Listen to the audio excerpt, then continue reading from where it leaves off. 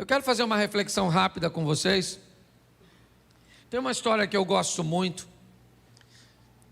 E ela diz que, num bairro dos Estados Unidos, um indivíduo mudou para uma grande chácara.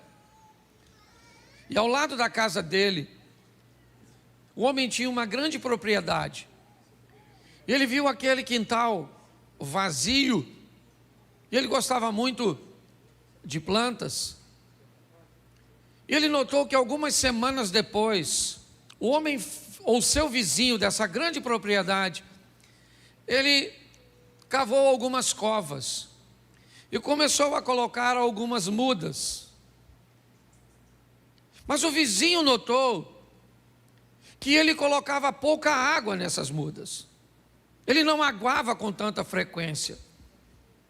E o vizinho, então, começou a ficar preocupado com a integridade daquelas plantas e a possibilidade delas morrerem. Ele aguava, mas não com a frequência que o seu vizinho esperava e que olhava da sacada. Por muitas vezes ele viu as folhas daquelas mudas murchando e sempre o vizinho colocava pouca água. Um tempo depois, essas mudas se estabeleceram. Não era aquilo que o vizinho esperava olhando para a casa de seu próximo, mas algo muito mais esquisito começou a aparecer. Volta e meia aquele homem aparecia no quintal com um chumaço de jornal bem grosso e fazia questão de passar por todas as mudas, sempre dando algumas pancadinhas nas mudas. O homem nunca tinha visto aquilo e era algo que soava para ele muito estranho. Durante um bom tempo ele viu seu vizinho dando pancadas naquelas pequenas mudas que ainda não estavam tão encorpadas. Um ano depois, a empresa deste homem o transferiu para uma cidade bem ao norte dos Estados Unidos. E depois de 20 anos, ele volta à sua cidade e tem a curiosidade de ver a casa onde morava. Aquela semana um furacão havia passado por lá e alguns estragos tinham acontecido. E ao entrar na rua de sua antiga casa, ele reparou que a maioria das árvores estavam tombadas, estavam caídas. Mas quando ele, da calçada, olhou para sua antiga casa, ele viu ao fundo a casa de seu vizinho. Árvores sadias, grandes e fortes estavam lá, e o vento do furacão sequer havia derrubado uma. Ele então foi ao vizinho para cumprimentá-lo, e durante esse cumprimento ele falou com o vizinho e lembrou de quão estranho era o comportamento dele no que diz respeito àquelas árvores. E finalmente ele perguntou por que ele aguava tão pouco. E o vizinho disse para ele: porque eu tinha o intuito de que as minhas árvores não tivessem água com facilidade, para que elas pudessem aprofundar suas raízes e tirarem a água do mais fundo possível.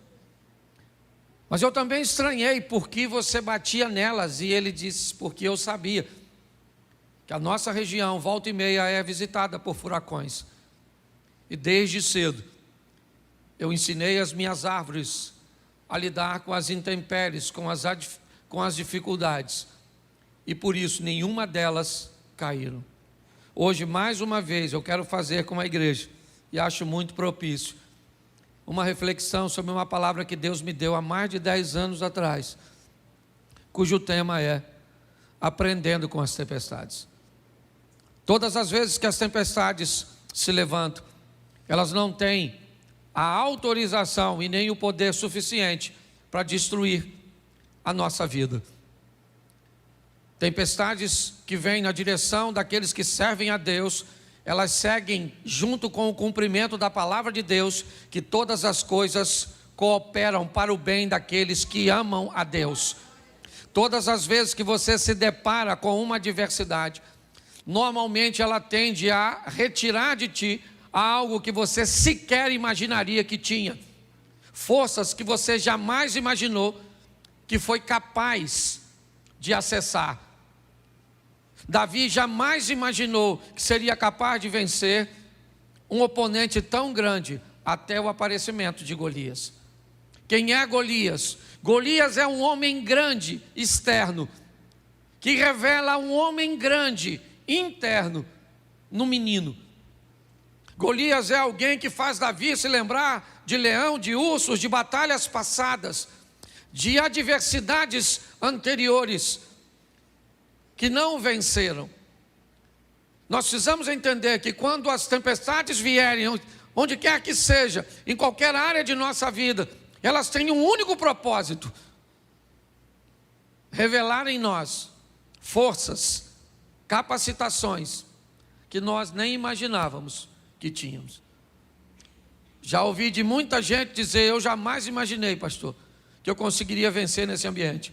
Eu jamais imaginei que eu teria habilidade para resolver isso. Pastor, eu tenho certeza de que se eu tivesse sozinho, eu teria perdido. Mas eu não perdi porque Deus foi comigo. Então eu preciso que você tenha a sensibilidade de fazer a leitura, tá certo?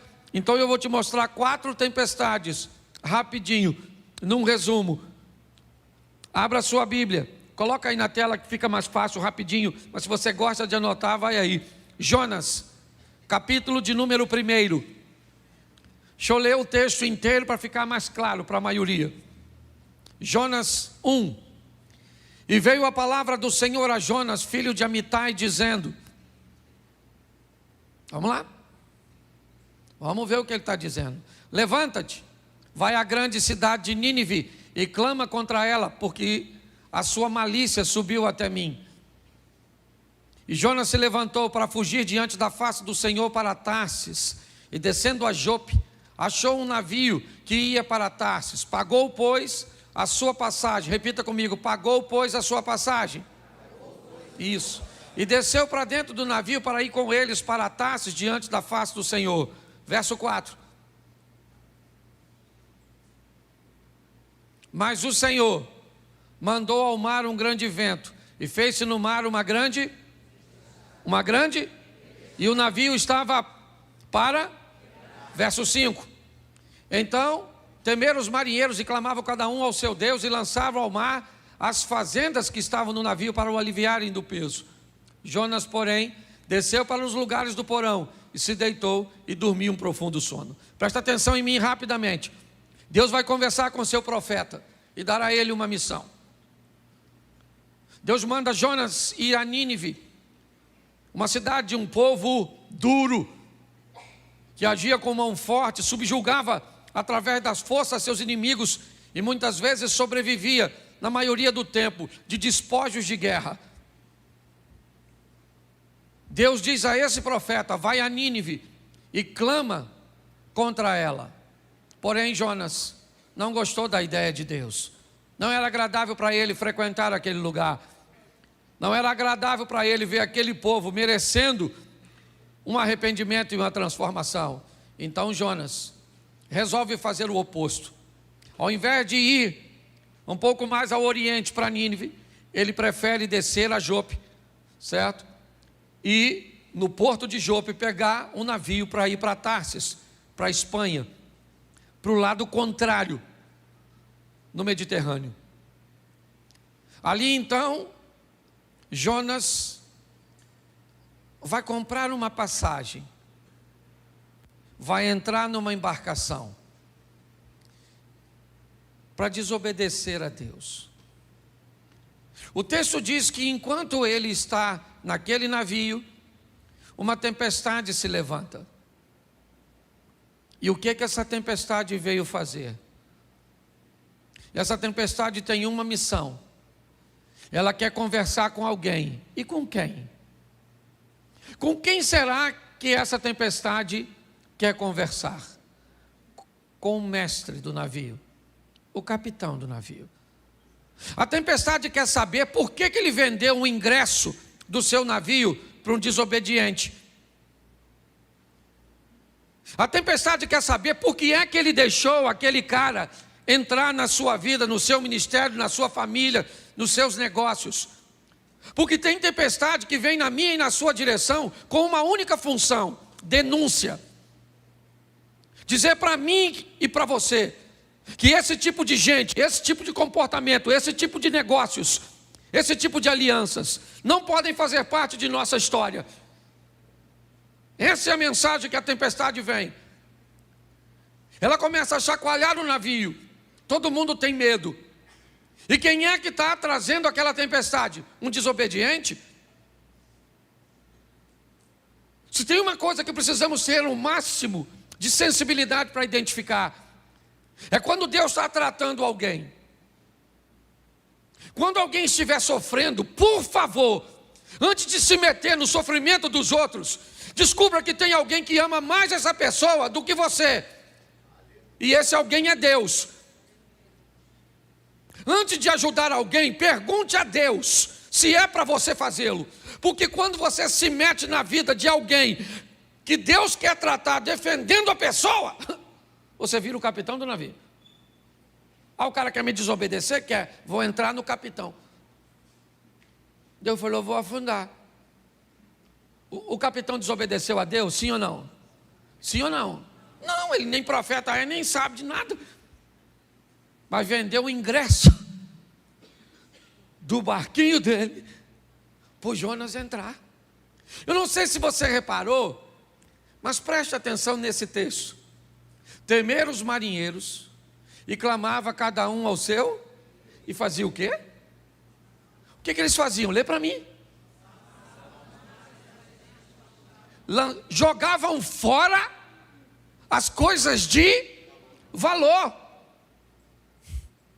Eles estão perdendo as coisas de valor, jogando fora do navio, quando fora do navio deveria estar o Jonas. Preste atenção, está assim de gente, perdendo o que não precisa perder, porque não tem coragem de jogar fora aquilo que precisa jogar. Nós precisamos ter a sensibilidade. A tempestade veio. O que ela está querendo? Afundar meu navio? O que é? Será que ela tem o cunho de denúncia? Então o que é? É meu comportamento? Tá bom. O que é? O que está acontecendo para que eu enfrente tudo isso? Eles começam a jogar fora e perdem o que não precisa perder. A tempestade para quando eles jogam a carga fora? Não. Então, o capitão do navio começa a vasculhar seu navio. Porque nem sempre o que vai te levar para o fundo é fácil de enxergar. Está diante dos seus olhos. Às vezes o que vai te levar para o fundo é aquilo que você nem percebe, que está escondido. Tem gente com um comportamento tóxico e nocivo e sequer é capaz de identificar porque tem aquilo. Às vezes precisa de um profissional da área psicológica. Eu vou falar para vocês, isso aqui que eu tenho, é herança de uma depressão que eu tive. Foi muito forte. Eu fui para o sítio, eu não queria mais vir para a igreja, eu não queria tomar banho, eu não queria comer, eu não queria fazer nada. Estava cansado, sei lá. Troço doido. Se você já teve depressão, você sabe o que eu estou falando. Só que eu não sabia por que motivo. Aí minha esposa ligou para uma amiga, doutora Ilma. Doutora Ilma foi lá no sítio, ela e seu esposo, veio lá de Vitória, foi lá. Sentou e falou comigo, Cláudio, converse comigo tudo. Fala da sua vida. Eu falei, o que é que minha vida tem a ver com essa depressão? Está querendo é fofoca. E eu comecei a narrar minha vida para ela. Meu pai casou tantas vezes, me dava para uma família aqui, que me jogava para outra lá, que eu ia para outra lá, e que eu ia para outra lá, e que eu ia para outra cá. E aí, agora eu era pastor de igreja, e aí... Moral da história, ela descobriu que todas as vezes que alguém ia embora da igreja por qualquer motivo, eu sentia dor da rejeição dos lares que me mandavam embora. Agora você pensa só, se eu não ia morrer com uma igreja que todo dia sai gente, chega gente, sai gente, chega gente, sai gente. Eu não sentia dor nenhuma porque quem chegava, só sentia dor porque quem ia. Quando eu identifiquei o miserável do Jonas, aliás, nem fui eu, fui ela.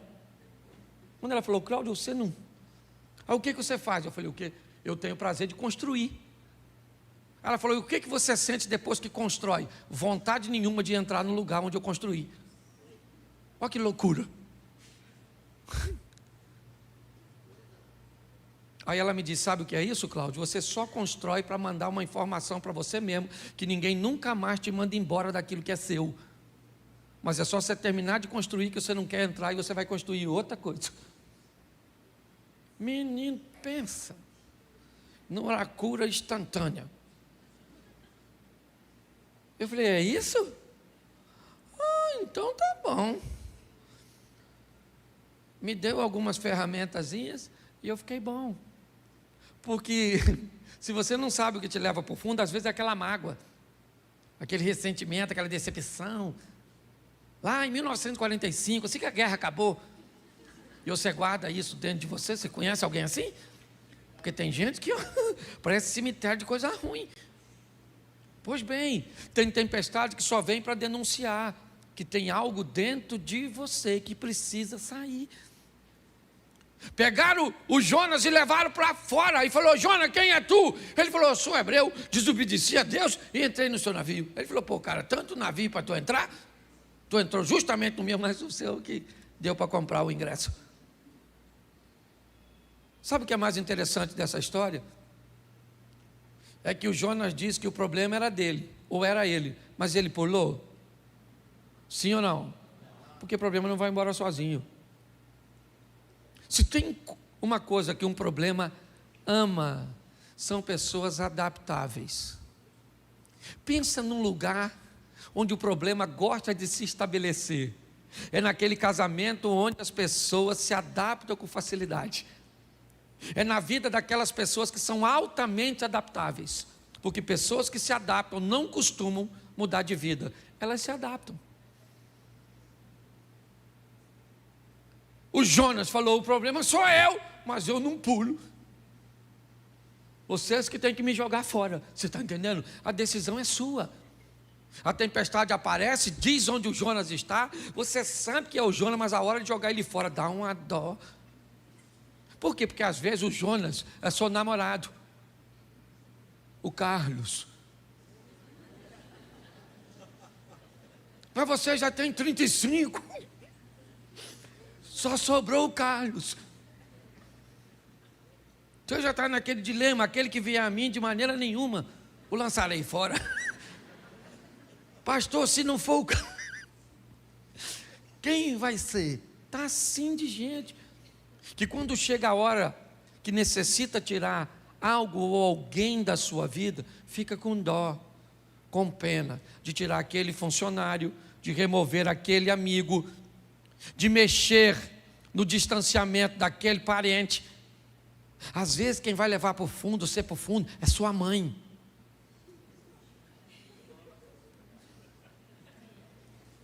Tem uma mãe que é âncora. É. Se você ver a cara de algumas pessoas. Achou, seu Jonas, né? É porque às vezes é a velha que vai acabar com o seu casamento. E ela não tem nem má intenção, não. Ela é só um instrumento do inimigo, que nem trabalha full time, às vezes é freelance. Entendeu? É um servicinho de motoboy. Ou de sogra boy. Você consegue entender? Mas tem tempestade que é só para denunciar. Posso ouvir um amém? Amém. Isso, não vou me deter muito nessa não. Marcos 4:7, te mostrar um ambiente bem tempestivo, ou bem perto. Certo? Coloca para a gente. Eu falei Marcos 4:37, perdão. Eu falei 7. Isso. Levantou-se um grande temporal de vento, subiu as ondas por cima do barco, de maneira que já se enchia. Vamos lá? E ele estava na popa do barco, dormindo sobre uma almofada, e despertaram, dizendo: mestre, não se importa que pereçamos? E ele, despertando, repreendeu o vento, disse ao mar: cala-te, aquieta-te. E o vento se aquietou e houve grande bonança. E disse: por que sois tão tímidos? Ainda não tendes fé? E sentiram um grande temor e diziam uns aos outros: mas quem é este que até o vento e o mar lhe obedecem? Olha para mim aqui que eu quero falar com você. Outra tempestade. Ao contrário da primeira, essa não vem denunciar nada. Porque nem todas as tempestades trazem consigo a mesma missão. O que essa tempestade quer? Vamos lá. Jesus diz aos seus discípulos: vamos para o outro lado. Vamos para o outro? Isso. Assim que Jesus diz isso, ele entra no barco e vai dormir. Mas antes de dormir, ele disse o quê? Passemos para o outro. E ele foi. Mas ele disse o quê? Enquanto você não falar, eu não paro. Ele disse o quê? E ele foi. E o que ele fez nessa ocasião? O papel dele. Qual era a missão dele? Dizer: vocês vão para o outro e eu vou. Mas enquanto isso vocês vão. Mas se vier tempestade, problema, desafio, obstáculo, eu já falei que vocês vão para o outro lado. E se eu falei que vocês vão para o outro lado, vocês vão e pronto. Não tem tempestade, não tem problema, não tem crise, não tem nada. Porque eu falei. Então tem tempestade que ela só vem para mostrar para você que Deus está no controle de tudo. Não é denúncia, não tem nada de errado. Porque tem gente também que não pode ver uma tempestade que já acha que é pecado. Ah, está num vento. Oh meu Deus, o que eu estou fazendo de errado? Oh, estou no pecado. Você vai conversar com os irmãos que dizem: o que é? Abre esse coração seu. Alguma coisa você fez. Fala, pecador. Você fala: não fiz nada, fez. Que é isso, exorcista? Às vezes não é denúncia. É só para mostrar o poder de quem está no mesmo barco que você. Ele falou: passemos. Quando ele disse passemos, ele dizia: eu vou junto com. E vou, mas vou dormindo. Porque eu já fiz o que eu tinha aqui, que foi autorizar você a atravessar. Foi dormir, e quem é que vem? A tempestade. Porque se tem uma coisa que para crente é com fartura, é a tempestade. Não tem miséria, todo dia entra uma. Antes de uma ir embora, você já está vendo outra. É ou não é? E Jesus está dormindo, e lá vem o vento, chacoalha. Eu imagino eles olhando para Jesus: aí, vai morrer dormindo. Essa porcaria vai afundar, hein? Pensa, o Tomé falando: acho que vai afundar isso, hein? E o Pedro pensando: se afundar eu vou nadando, quero ver Mateus, que é cobrador de imposto. Não sei nem se ele sabe nadar. Aquela tribulação lá dentro. E vão afundar, não vão morrer, não vão perecer, até que alguém vai lá em Jesus e acorda. Eu não sei nem se ele estava dormindo. Falei: ô Jesus, todo molhado, ó. Jesus. Eu imagino ele levantando, pensa: e que foi, gente? Chegou? Chegou a tempestade. Ele está querendo afundar a gente. O senhor não está vendo que nós vamos morrer? Jesus deve ter falado: eu falei, passemos. Ele olha para o vento e diz: ô vento, cala essa boca. Ô mar, fica quietinho, não quero nem marola. Agora é piscina. O vento parou de soprar, o mar ficou calmo. E os discípulos falaram: gente, quem é esse? Como quem é esse? Esse é Jesus, que você está andando um tempão do lado dele.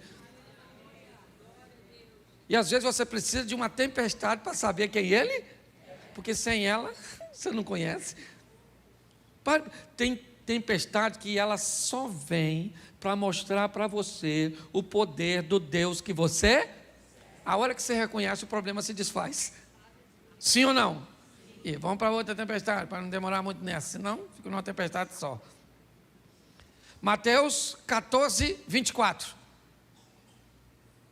Esse é um ambiente também um pouco complicado.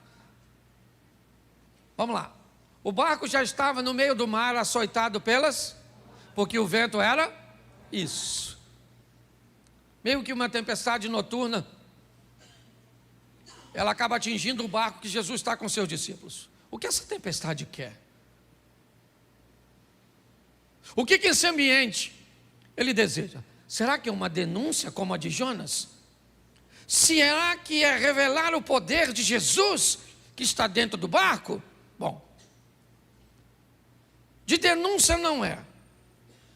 De Jesus dentro do barco também não, porque nem dentro do barco ele está. Então, o que essa tempestade vem trazer? O que esse ambiente? 3 horas da manhã, tudo escuro, vento soprando, a água querendo entrar.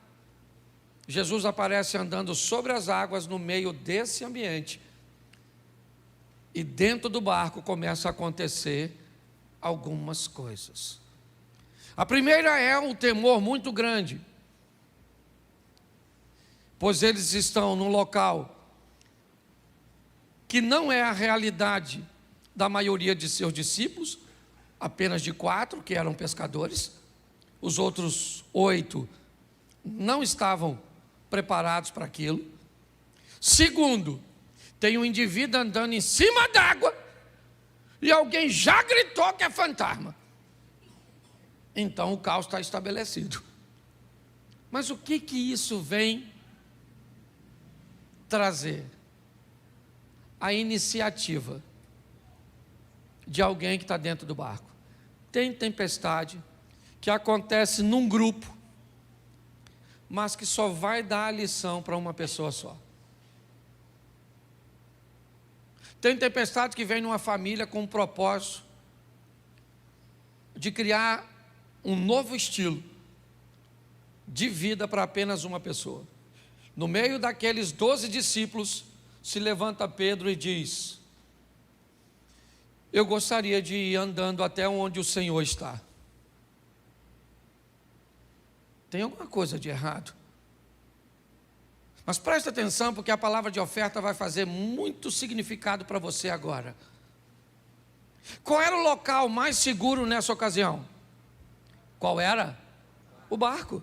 Se você estivesse lá, onde você ficaria? Essa é a questão. Nós queremos viver o incrível, sensacional, o extraordinário, provar, vencer, romper. Onde? Dentro do barco. A vida está esperando você fazer para ela e por ela o que você nunca fez, para que ela possa te devolver o que nunca te deu.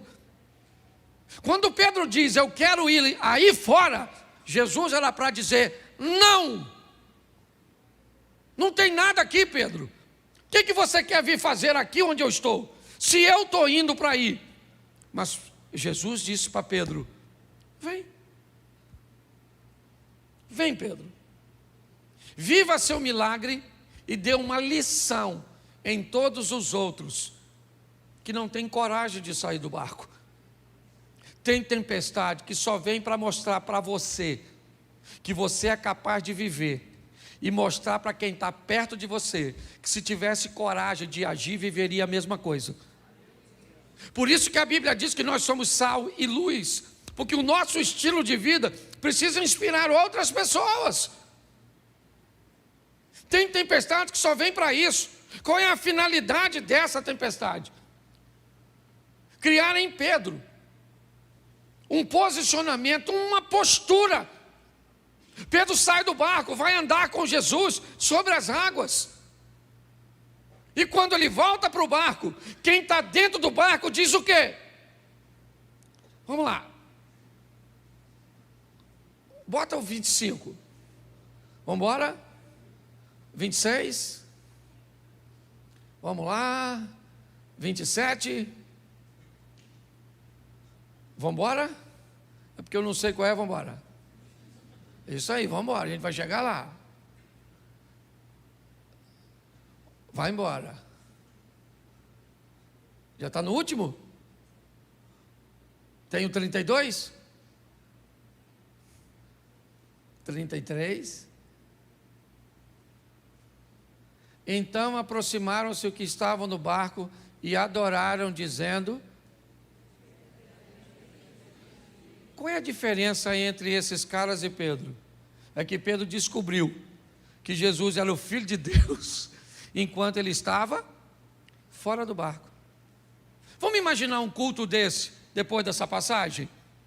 Vamos supor agora que eu chamasse os discípulos de Jesus, subam aqui os 12, e todos viriam aqui em cima, e eu desse o microfone para eles, e eles dissessem para todos vocês como testemunho: gente, esta semana nós vimos 2 homens andando sobre... Pedro poderia dizer: presta o microfone aí. Só para ficar claro, gente. Um dos 2 era eu, e o outro era Jesus. Tudo ficou. Você consegue entender isso? Tem tempestade que ela vem para mim e para você, com a oportunidade de vivermos o incrível, o sensacional, de andarmos sobre as águas, de ultrapassarmos os problemas. Vamos para a última, e eu termino aqui? Vamos embora. Atos dos Apóstolos, a pior das tempestades, capítulo de número 27, verso 18.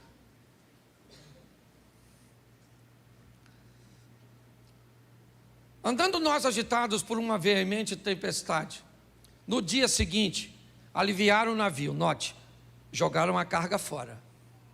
Ao 3º dia, nós mesmos, com as próprias mãos, lançamos ao mar a amarração do navio. Presta atenção, eles começam a tirar toda a resistência ao vento, ok? E não aparecendo, havia já muitos dias, nem sol nem estrelas, e caindo sobre nós uma não pequena tempestade, fugiu-nos toda a esperança de nos salvarmos. Havendo já muito que se não comia, então Paulo, pondo-se em pé no meio deles, disse: fora na verdade razoável, ó varões, ter-me ouvido a mim e não partir de Creta, e assim evitariam este incômodo e esta perdição. Mas agora vos admoesto que tenhais bom ânimo, porque não se perderá uma vida de nenhum de nós, mas somente nenhuma vida se perde, mas se perde preste atenção que todas as outras tempestades, o barco chegou, essa não. Essas pessoas não morrem, mas o barco, ele se despedaça. Vamos lá?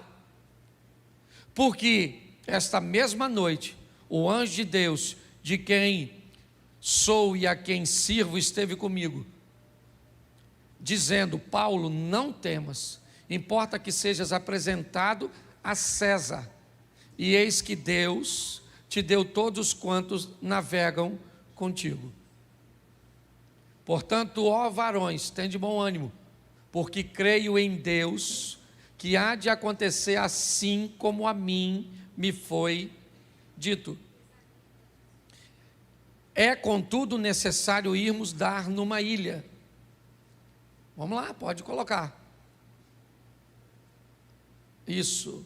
E quando chegou a 14ª noite, sendo impedidos ou impelidos de uma e outra banda do mar Adriático, lá pela meia-noite, suspeitaram os marinheiros que estavam próximos a alguma terra, e lançando o prumo, acharam 20 braças. Passando um pouco mais adiante, tornando a lançar o prumo, acharam 15 braças. Estão fazendo a leitura que está ficando mais raso, está chegando próximo à margem, certo? E temendo ir dar em alguns rochedos, lançaram da popa 4 âncoras, desejando que viesse o dia.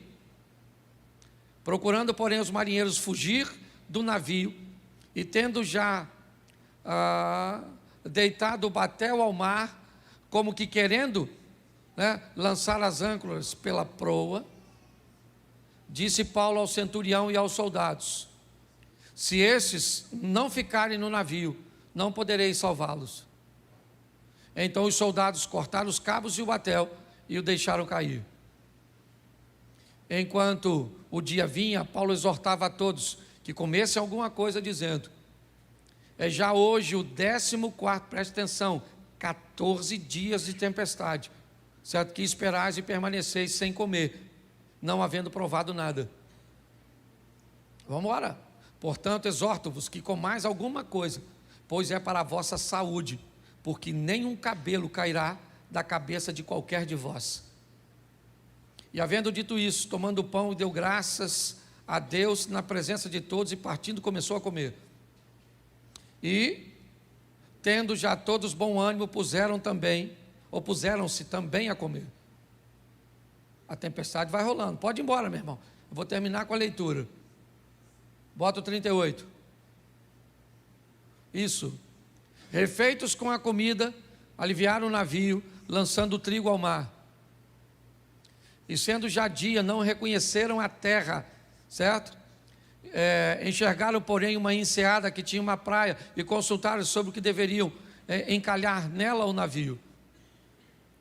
Levantando as âncoras, deixaram ir ao mar, largando também as amarras do leme, e alçando a vela maior ao vento, dirigiam-se para a praia. Dando, porém, num lugar de 2 mares, eles encalharam ali o navio, e fixa a proa, ficou imóvel, mas a popa abria-se com a força das ondas. Então, a ideia dos soldados foi que matassem todos os presos, para que nenhum fugisse, escapando a nado. Vamos embora. Mas o centurião, querendo salvar a Paulo, lhes estorvou, dizendo, estorvou esse intento, e mandou que os que pudessem nadar se lançassem primeiro ao mar, e que se salvassem em terra. E os demais em tábuas, e outros em coisas do navio. Assim aconteceu, que todos chegaram à terra a salvo. Preste atenção em mim. Eu não sei quanto tempo você enfrenta a sua tempestade, mas eu tenho uma notícia ruim para te dar e uma boa. Primeiro, não dá para escapar ileso de todas as tempestades. Eu não sou nenhum tolo, e já vi tempestades acabar com o casamento. O homem consegue sobreviver ao divórcio, e a mulher também, e refazer sua vida, mas aquele casamento destruiu. Eu já vi doenças serem capazes de matar o corpo, mas não ter força o suficiente para matar a alma. Eu já vi negligência de pais que fez com que seus filhos afundassem em drogas, em comportamentos incorretos. Mas eu não sei se você reparou o que Paulo disse a esses indivíduos no meio da tempestade. Eu avisei a vocês que não era para ter saído. Eu falei com vocês que essa viagem não ia terminar bem. Eu avisei. Me parece que o que Deus está dizendo é o seguinte: eu estou sempre buscando uma maneira de alertar vocês. Mas está aí, beleza, nenhum, todos, tábuas, coisas do navio, tudo aquilo que flutuava, se tornou um ambiente onde eles pudessem se apegar. É verdade, mas o navio afundou. O navio não chegou. Infelizmente, tem tempestades, irmãos, que vai afundar seu casamento. E sabe por que vai? Porque você não escutou as orientações. Vai falir sua empresa. Vai matar seu corpo. Vai. Porque você recebeu avisos que era para cuidar da sua saúde, que era para você fazer seus exames, que era para você tomar seu remédio, que era para você mudar a sua postura com a sua esposa, era para você mudar a sua postura com seus filhos. Mas infelizmente a mensagem não foi ouvida, e o que aconteceu? O navio afundou. Eu acho que vale a pena levarmos hoje os exemplos dessas tempestades. que ela pode fazer? Às vezes é só uma denúncia. Pegue, tire da sua vida e a tempestade passa. Às vezes é para mostrar, eu estou dentro do navio e eu disse que você vai passar, e você vai passar porque eu disse. Às vezes eu estou fora do navio e quero causar dentro do barco, certo? Dentro de você, um movimento para que você consiga ir lá fora e andar sobre as circunstâncias. E aqui vale um alerta. Por muitas vezes eu já vi meu casamento encalhado aqui e as ondas batendo, querendo despedaçá-lo. Eu já vi. Eu tenho 31 anos de casado. Você pensa que a pauta divórcio nunca circulou no meu casamento? Já. Mas atento aos sinais. Graças a Deus, sempre deu tempo de tomar uma providência. Vamos sair daqui hoje entendendo que as tempestades vêm e elas não têm o propósito de nos afundar, apenas de nos ensinar. Você pode fechar seus olhos? Pai, em nome de Jesus, não é a primeira tempestade que enfrentamos, não é a última que iremos enfrentar. Sabemos que cada uma delas traz consigo uma mensagem. Sabemos que quanto mais rápido formos capazes de identificar a mensagem, mais rápido ela vai passar. Que nenhuma dessas tempestades cheguem ao limite de afundar a nossa embarcação. Continue conosco, Senhor, pois a tua misericórdia fez com que em todas essas tempestades, seja a de Jonas, seja a de Marcos capítulo 4, a de Mateus capítulo 14, ou a de Atos dos Apóstolos. Por isso, continua conosco, Senhor, nos dando forças para vencermos as nossas tempestades, ou as tempestades que vêm sobre nossa vida. Continue conosco, Senhor, que vem aí a próxima tempestade, e que mais uma vez nós consigamos vencê-la e aprender com ela. Leva-nos aos nossos lares, guardado por tuas mãos poderosas, para vivermos a melhor semana de nossas vidas. Que seja uma semana de boas notícias, que seja uma semana de bons negócios, que seja uma semana de vitória. Te damos graças por tudo, em o nome de Jesus. Você pode dizer amém? Amém. Que Deus te abençoe.